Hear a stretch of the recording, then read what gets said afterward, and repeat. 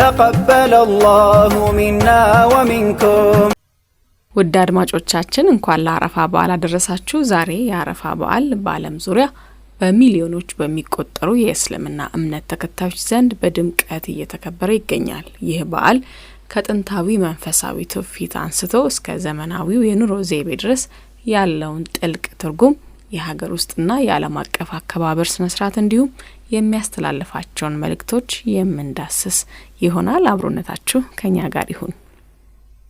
የአረፋ በዓል በዋናነት የመስዋዕትነትና ለአላህ የመታዘዝ ታላቅ ትምህርት የያዘ ነው። መነሻውም ነብዩ ኢብራሂም ከ120 ዓመታት በኋላ በፈጣሪ ፍቃድ የተሰጣቸውን አንድያ ልጃቸውን እስማኤልን ለእርድ እንዲያቀርቡ ከመታዘዛቸው ጋር የተያያዘ ነው። አላህ የነብዩ ኢብራሂምን እምነት ሊፈትነው በፈለገበት ወቅት ውድ ልጃቸውን ለመስዋዕት እንዲያቀርቡ ታዘዙ። ምንም እንኳን የልጃቸው ፍቅር ቢያስጨንቃቸውም ትእዛዙ የመጣው ከፈጣሪያቸው በመሆኑ ያለምንም ማመንታት ከልጃቸው ጋር ከመካ ወደ አረፋ ተራራ ወጡ። ታሪኩ የሚጀምረው ነብዩ ኢብራሂም ባለቤታቸውን ሀጄራንና ልጃቸውን እስማኤልን በአላህ ትእዛዝ ወደ በረሃ ወይንም የዛሬዋ መካ መውሰዳቸው ነው። ሀጄራም ለልጇ ውሃ ስትፈልግ በሰፋና በመርዋ ተራሮች መካከል 7 ጊዜ ተመላልሳለች። ዛሬም ሀጅ የሚሄዱ ምእመናን ይህንን የእናትነት ጽናት ለማስታወስ በሁለቱ ተራሮች መካከል ይመላለሳሉ። በዚህ ወቅት ፈጣሪ መላእክትን በመላክ ከመሬት ውስጥ የዘምዘም ውሃ እንዲፈልቅ ያደረገ ሲሆን ይህ ታምራዊ ውሃ የዛሬዋ መካ ከተማ እንድትቆረቆር ምክንያት ሆኗል። ነብዩ ኢብራሂም ልጃቸውን ለመሰዋት በተዘጋጁበት ቅጽበት አላህ በእስማኤል ምትክ የመስዋዕት በግ በማዘጋጀት ለነብዩ ኢብራሂም አቀረበላቸው።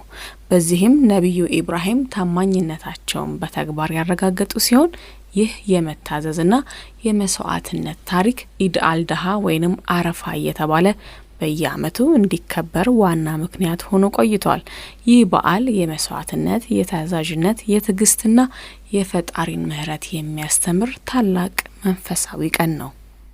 የአረፋ በዓል በሀገራችን ኢትዮጵያ አከባበሩ ምን ይመስላል የሚለውን ስናይ ደግሞ በኢትዮጵያ የእስልምና እምነት ተከታዮች የአረፋ በዓልን በልዩ ደስታና ድምቀት ያከብራሉ። ጠዋት ላይ ወንዶችና ሴቶች በበዓል አልባሳት ደምቀውና አምረው የተክቢራ ድምጾች እያሰሙ በጀማዓ ወይንም በህብረት ወደ አንድ ቦታ በመሄድ ይሰግዳሉ። ከሰላት መልስም የእርድ ስነ ስርዓት ይከናወናል። በዚህ ጊዜ በሬ፣ በግ እና ፍየል ይታረዱና ስጋው በአላህ ትእዛዝ መሰረት 1/3 ለድሆች፣ 1/3 ለጎረቤቶችና ለዘመድ አዝማድ እንዲሁም ቀሪው 1/3 ለቤተሰብ በመከፋፈል የመተሳሰብና የመረዳዳት እሴት ይገለጽበታል። ለእርድ የሚቀርቡት እንስሳትም በአላህ ስም የሚሰጥ በመሆኑ ሙሉ ጤንነት ያላቸው ወይም የጤና እክል የሌለባቸው መሆን እንዳለባቸው በጥንቃቄ ይመረጣል። የአረፋ በዓል በኢትዮጵያ ከመረዳዳትና አብሮነት ባሻገር በተለያዩ ምክንያቶች ተራርቀው የቆዩ ቤተሰቦችና ወዳጆች የሚገናኙበት፣ ይቅር ተባብለው የሚዘያየሩበት ወይም የሚጠያየቁበት ታላቅ የፍቅርና የአንድነት ቀን ነው። በተለይ በጉራጌና በስልጤ ማህበረሰብ ዘንድ በአረፋ በዓል በከተማ የሚኖረው ህዝብ በሙሉ ለወላጆቻቸው ስጦታ በመያዝ ወደ ገጠር ቤተሰቦቻቸው ይተማሉ። በዚህ ባህል በአረፋ በዓል ወደ ቤተሰብ ያልመጣ ሰው ችግር እንደገጠመው ተቆጥሮ ቤተሰብን በታላቅ ስጋት ላይ ይጥላል። የበዓሉን የቅድመ በዓል ዝግጅት ስናይ በዓሉ ሳይደርስ ቀደም ብሎ በእያንዳንዱ ቤት ታላቅ ዝግጅት ይደረጋል። እናቶችና ሴቶች ቅቤ፣ ቅመማ ቅመምና ቆጮ በማዘጋጀት አባወራዎች ደግሞ ለእርድ የሚሆነውን ሰንጋና የማገዶ እንጨት በማቅረብ ይተሳተፋሉ። ልጃገረዶች ደግሞ ግቢውን በማጽዳትና ቤቶችን በተለያዩ የማስዋቢያ ቀለማት በማስዋብ ያግዛሉ። የዋዜማው የሴቶች አረፋና ባህላዊ ምግቦች። በስልጤ ማህበረሰብ ዘንድ በበዓሉ ዋዜማ የሚከበረው የሴቶች አረፋ ነው። በዚህ በዓል ክላፋን ወይንም የተከተፈ ጎመን በቅቤና አታካና ወይንም ቡላ፣ አይብና ቅቤ የተባሉ ባህላዊ ምግቦች በልዩ ሁኔታ ተዘጋጅተው ይበላሉ። የወንዶች አረፋ ደግሞ በማግስቱ የበዓሉ ዕለት በሚሰገድበት ዕለት ይከበራል። በሽማግሌዎች ምርቃት ከተደረገ በኋላም የእርዱ ተግባር ይቀጥላል። የመተጫጫና የጋብቻ ወቅት ለአረፋ በዓል ልዩ ድምቀት የሚሰጠው የልጃገረዶች ጭፈራ ነው። ልጃገረዶች ከየአካባቢያቸው ራቅ ብለው በነጻነት የሚጫወቱበትና የሚጨፍሩበት ሲሆን ወንድ ወጣቶችም አብረው በመጫወት ለወደፊት የምትሆን የትዳር አጋራቸውን ያጫሉ። በዚህም የአረፋ ሰሞን የማህበረሰቡ የመተጫጫና የጋብቻ ወቅት ተብሎ ይታወቃል። የእምነቱ አባቶች እንደሚሉት እስልምና ኩርፊያንና ይቅር አለመባባልን አጥብቆ ስለሚከለክል የነበረን ቅራኔ ሁሉ በአረፋ ይቅር በመባባል በአብሮነት ማክበር ግድ ይላል። በመሆኑም ከሃይማኖታዊ ሴቱ ባሻገር በርካታ ቤተሰባዊና ማህበራዊ ፋይዳዎች አሉት አረፋ።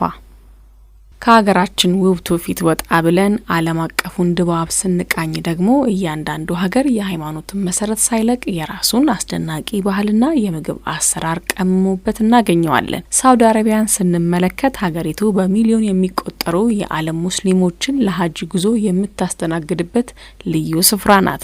ከበዓሉ አንድ ቀን ቀደም ብሎ ምዕመናን በአረፋ ተራራ ላይ በመሰብሰብ ጸሎትና ዱዓ ያደርጋሉ። በዓለም ላይ ከፍተኛው ቁጥር ያለው የእንስሳት እርድ የሚከናወንባት ሲሆን ስጋው በዘመናዊ መንገድ ተዘጋጅቶ በዓለም ዙሪያ ላሉ ችግረኞች ይላካል። ወደ ኢንዶኔዥያ ስናቀና ደግሞ በዓለም ከፍተኛ የሙስሊም ቁጥር ባለባት በዚህች ሀገር በበዓሉ ዋዜማ ምሽት ታክቢራን የተባለ አስደናቂ የጎዳና ላይ ሰልፍ ይደረጋል። ሰዎች ችቦዎችንና ደማቅ መብራቶችን ይዘው ታክቢር እያሉ በጋራ ይጓዛሉ። በዱግ የተባሉ ግዙፍ ባህላዊ ከበሮችን በመምታትም በዓሉን ያበስራሉ። መለስ ብለን ደግሞ ወደ አፍሪካዊቷ ሀገር ግብጽ ስናቀና ከኢድ ስግደት በኋላ ከተሞች በደማቅ መብራቶች ያጌጣሉ። ህጻናት በጎዳናዎች ላይ በሚበተኑ ፊኛዎችና ርችቶች ይጫወታሉ። እያንዳንዱ ቤት ደግሞ ፋታ ወይንም ሩዝ፣ ዳቦና በቆምጣጤና ነጭ ሽንኩርት የሚሰራ ስጋ ወጥ ፋታ የተባለውን ዋና የበዓል ምግባቸውን ያዘጋጃሉ። በቱርክ ደግሞ በዓሉ የመስዋዕት በዓል በመባል ይታወቃል። ለእርድ የሚሆኑ እንስሳት በልዩ ሁኔታ ይታጠባሉ። በተለያዩ ነገሮች አጊጠው ወደ ገበያ ይቀርባሉ። ወጣቶች የሽማግሌዎችን እጅ በመሳብ ግንባራቸው ላይ የማስቀመጥ ባህላዊ የክብር ሰላምታ ያቀርባሉ። በሞሮኮ ደግሞ የሀገሪቱ ንጉስ የመጀመሪያውን በግ በማረድ በዓሉን በይፋ ያስጀምራሉ። ከበዓሉ ማግስት ጀምሮ ወጣቶች የታረዱትን እንስሳት ቆዳ በመልበስና ጭንብል በማድረግ ቡጅሉድ በተባለ ፌስቲቫል በየመንደሩ እየዞሩ ባህላዊ ጭፈራዎችን ያቀርባሉ። አረፋ ምን ያስተምረናል? ከሌላው የእስልምና በዓላትስ በምን ይለያል? የአረፋ በዓል ከሌላው ታላቅ የእስልምና በዓል ከሆነው ከኢድ አልፈጥር ወይንም የረመዳን በዓል በዋናነት የሚለየው በመስዋዕት ስነ ስርዓትና ከሀጅ ጉዞ ማጠናቀቂያ ጋር ባለው ቀጥተኛ ትስስር ነው። ኢድ አልፈጥር የረመዳን የጾም ወር ማጠናቀቂያን የሚያመለክት ሲሆን የአረፋ በዓል ደግሞ ነብዩ ኢብራሂምን ምሳሌ በማድረግ የመስዋዕትነትን፣ የታዛዥነትን፣ የተከፈለ ታማኝነትን የሚያመለክት ነው። አረፋ በዋናነት የመስዋዕትነትን፣ ታዛዥነትን፣ መተሳሰብንና ይቅርታን ያስተምረናል። የነብዩ ኢብራሂም ታሪክ አላህን ያለምንም ጥያቄ መታዘዝ ምን ያህል ትልቅ ምንዳ እንዳለው ያስረዳል። ይህም እምነት በፈተና ውስጥ ሲያልፍ የሚኖረው ጥንካሬን ያሳያል። የበዓሉ እርድ ደግሞ ለፈጣሪ የመስዋዕትን ለጋስነትንና ከራስ አልፎ ለሌሎች የመስጠትን ትምህርት ይሰጣል። በተለይ ለደሆች፣ ለጎረቤቶችና ለቤተሰብ ስጋውን ማከፋፈል የፍትህ የመረዳዳትና የአብሮነት ትርጉምን ያጠነክራል። ይቅር መባባልና መተሳሰቡ ደግሞ በማህበረሰቡ ውስጥ ፍቅርና ሰላም እንዲሰፍን ይረዳል። ውድ አድማጮቻችን የ1447ኛው የኢድ አልአድሃ አረፋ በዓል ኢትዮጵያን ጨምሮ በመላው ዓለም በሚገኙ የእስልምና ሃይማኖት ተከታዮች ዘንድ በተለያዩ ሃይማኖታዊ ስነ ስርዓቶች የሚከበርበት ወቅት ነው። ይህ በዓል ከሃይማኖታዊ ሴቱ ባሻገር አብሮነትና መተሳሰብ የሚጎለብትበት ታላቅ ሁነት ነው። የመስዋዕትነት፣ የታዛዥነት፣ የመተሳሰብና የይቅርታ መንፈስ የተላበሰ ደማቅ በዓል እንዲሆንላችሁ እንመኛለን። መልካም የአረፋ በዓል ይሁንላችሁ። تقبل الله منا ومنكم